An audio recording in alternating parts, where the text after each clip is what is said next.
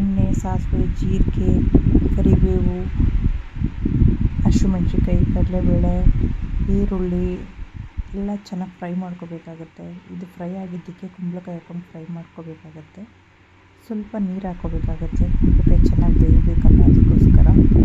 ಮತ್ತು ರುಚಿಗೆ ತಕ್ಕಷ್ಟು ಉಪ್ಪು, ಇಷ್ಟನ್ನು ಚೆನ್ನಾಗಿ ಹಾಕಿ ಫ್ರೈ ಮಾಡಿಕೊಂಡು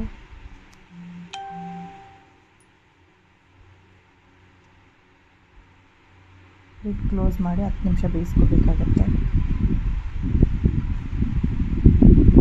ಕುಂಬಳಕಾಯಿ ಚೆನ್ನಾಗಿ ಸಾಫ್ಟ್ ಆಗಬೇಕು.